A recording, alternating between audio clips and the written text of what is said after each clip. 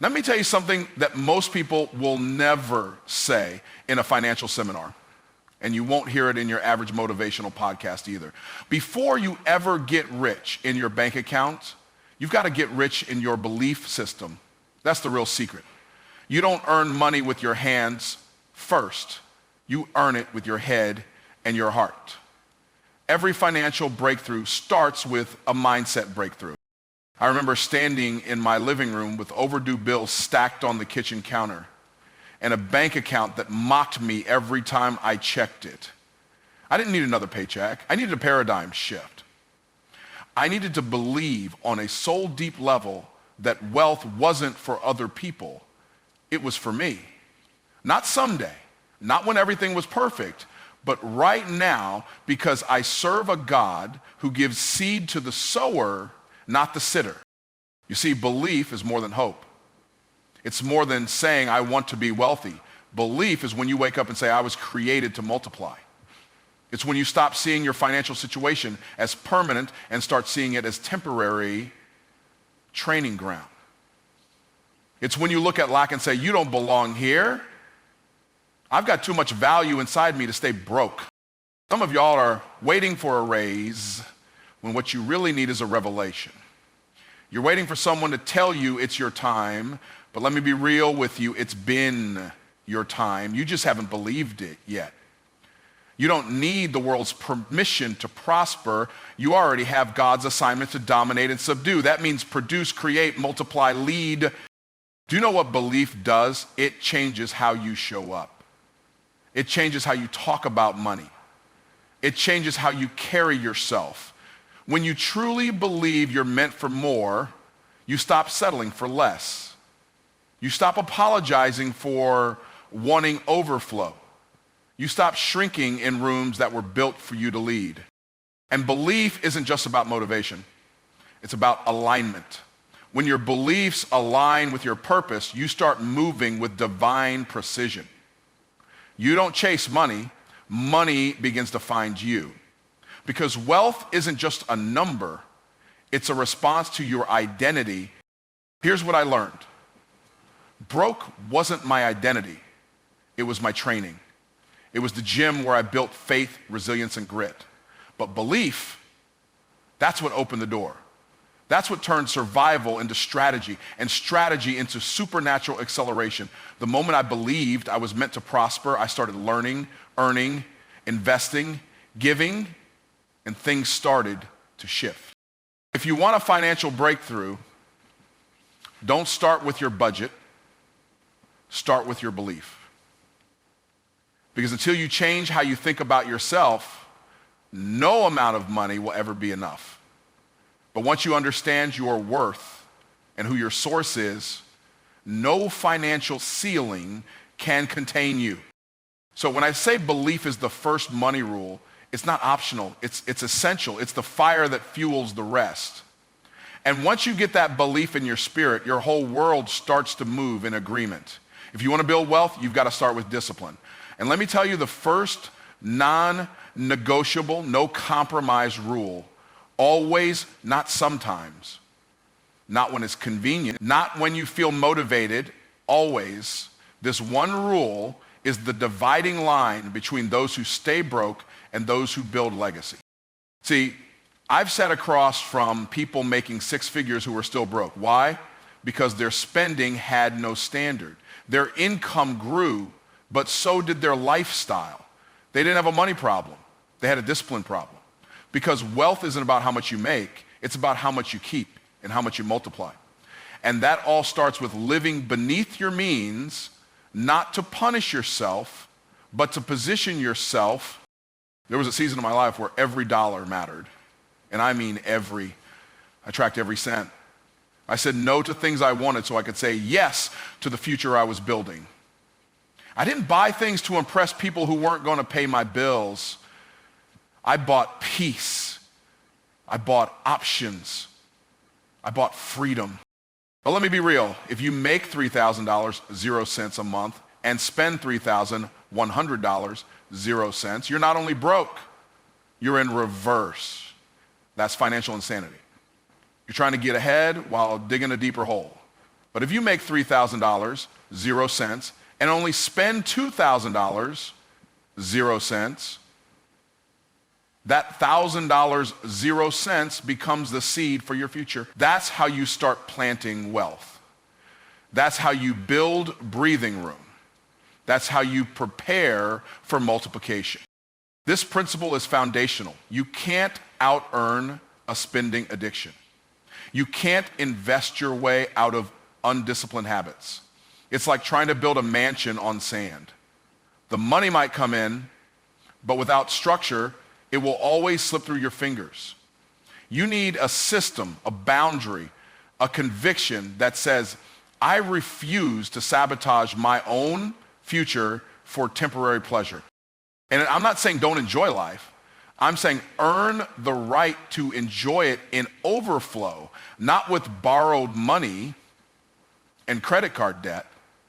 Because let's be honest, debt is nothing more than borrowing from your future to fund your present foolishness.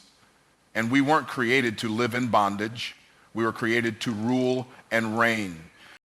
Some of you are praying for more, and God is saying, I'm waiting for you to manage what I already gave you. More money won't fix poor habits, but managing what you have well, that invites increase. When you steward well, you tell the universe and your creator, I'm ready for more. So live with purpose. Don't chase income to fund your insecurities. Don't spend to soothe emotions. Spend intentionally, save aggressively, invest wisely, and keep your lifestyle under your income always. That's not scarcity. That's strategy. That's how freedom is built. The moment I got that principle deep in my soul, my money started growing, not just because I was earning more, but because I had finally learned to respect what I already had. And that, my friend, is the first real step toward financial peace and generational wealth. Saving money is wise, but saving alone will never make you wealthy. That might sound controversial, but let me tell you the truth. You cannot save your way to financial freedom. Saving is where you start, not where you stay. If saving is the vehicle, multiplication is the engine. It's the difference between protection and production. Wealth is never the result of what you save. It's the result of what you multiply. Now listen, I'm not against saving. I believe in having an emergency fund. I believe in living below your means. But you don't build empires with savings accounts. You build empires when your money goes out into the world and brings back friends. That's multiplication. Let me take it back. I used to think if I just kept enough of my savings, I'd be okay. But every time life happened, unexpected bills, car trouble, family needs, it would wipe out months of saving in a heartbeat. That's when I realized my savings was just surviving. If I wanted to thrive, I had to make my money work harder than I did. So I started shifting. I asked myself, how can I take this seed and turn it into harvest? I looked for opportunities to invest in what grows, not in what sits. That meant developing high-income skills, starting businesses, sowing into opportunities with wisdom, not emotion. Every dollar became a soldier with an assignment. Go out, multiply, and bring something back better than you left with. Because, let's be real, money that sits still dies slow. Inflation will eat it. Emergencies will drain it. Time will erode it. But when you multiply it, when you take that saved money and invest it strategically, you step into the flow of increase. It doesn't have to be huge to start. I didn't have tens of thousands. I started with what I had. I invested in books, courses, mentors, ideas. I reinvested profits from one hustle into another stream. The goal was always the same: multiply. Not just manage, not just save, multiply. Here's where people get stuck. They think multiplication is risky. And yes, it can be. But you know what's riskier? Depending on one stream of income your whole life. Putting all your faith in a paycheck and hoping it stretches. That's the slow death of potential. The wealthy take risks, but they take calculated, educated risks. They understand money is seed, and seed is designed to grow, not just to be guarded. Let me break this down for you. Every dollar that passes through your hands is an opportunity. You can consume it, you can store it, or you can send it on assignment to multiply. And the people who understand this, who treat their money like an investment tool instead of a comfort blanket, those are the people who change their lives, their families, and entire communities. So here's the challenge. Stop sitting on your money like it's enough to just have a cushion. Cushions are for comfort. Cash flow is for building. Move from being a saver to being a strategic multiplier. That's where freedom lives. That's where legacy starts, and that's how wealth is created, not by hoarding, but by multiplying what you've been given. One of the biggest lies we've been taught is that the more hours you work, the more money you'll make. That's a trap. That's the industrial age employee mindset lie that's kept generations of people locked into just enough. But the truth, the kind of truth that changes your bank account and your legacy, is this. Money does not follow time. Money follows value. Let that sink in. There are people working 12-hour days, 6 days a week, barely scraping by. And then there are people who work a few hours a day and earn more in a month than some make in a year. Why? Because they've learned how to increase their value, not just their hours. Time is limited. Value is expandable. You can't get more time, but you can always become more valuable. There was a point in my life where I was working hard, real hard. I was doing all the right things, clocking in, clocking out, trying to earn my way out of struggle. But then I realized something life-altering. Hard work alone isn't enough. Because if hard work was the key to wealth, construction workers and janitors would be billionaires. But they're not. It's not about effort. It's about effectiveness. And it's about learning how to solve problems that people are willing to pay for. That's when I made the shift. I stopped asking, how can I make more money with my time? And started asking, how can I become so valuable that people are willing to pay for my presence, my knowledge, my solutions, even when I'm not in the room? I invested in learning skills that had high value in the marketplace. I mastered how to communicate, how to sell, how to teach transformation. Because when you solve bigger problems, you get bigger paychecks. That's the principle. The world rewards those who bring results, not those who just show up. Think about this. There are consultants who earn $10,000, 0 cents for an hour-long strategy session. Not because they have magic, but because they've positioned themselves as solution providers. And solutions are what people buy. Your time is a commodity, but your value, when developed, becomes a premium product. Here's where the transformation happens. When you stop seeing yourself as a time trader and start seeing yourself as a value creator. That's when you stop depending on your boss for a raise and start raising your own standard. That's when your income becomes uncapped because your growth becomes unlimited. You don't get paid for your presence, you get paid for your contribution, your creativity, your clarity, your ability to make someone else's life better, faster, easier, richer. And the moment you get that revelation, you stop chasing hours and start chasing impact. So if you want to increase your income, increase your value, develop skills that matter, solve real problems, serve at a higher level, bring transformation, not just effort. Because the marketplace doesn't reward time, it rewards results. And when you become the kind of person who consistently delivers value, money doesn't just visit your life.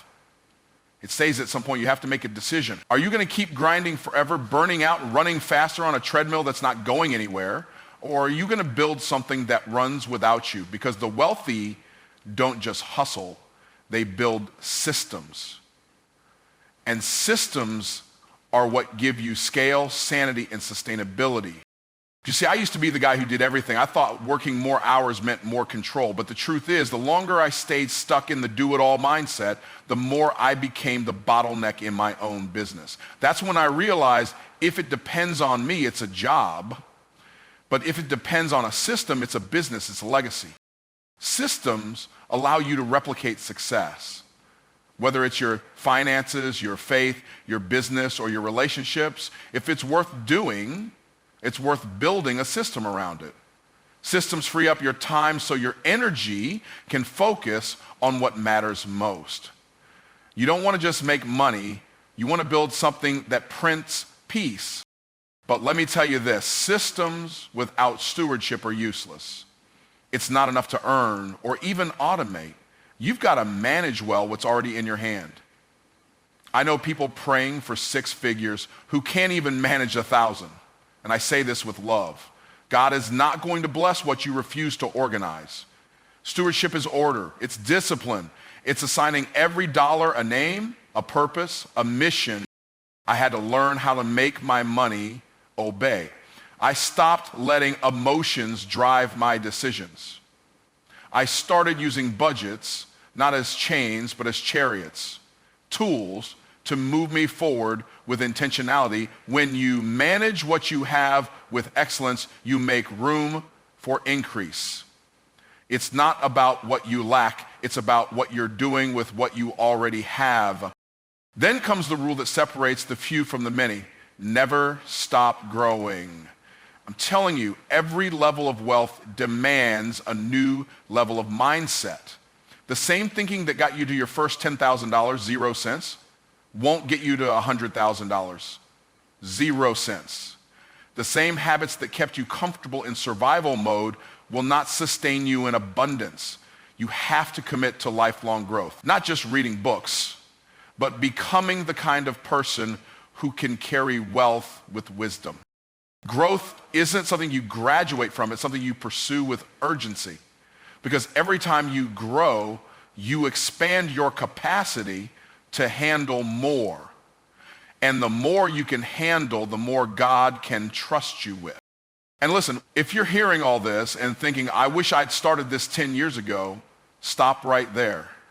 That thinking is keeping you broke. The most powerful rule of all is this: start now, not next year, not when you get that promotion, not when the kids are grown, now.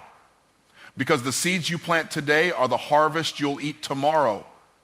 Delay is disobedience when you've already been given the instruction. You are not too late. You are not too old. You are not too behind. You just need to decide right now that you will build, you will manage, you will grow, and you will start. Because wealth doesn't just happen, it's built.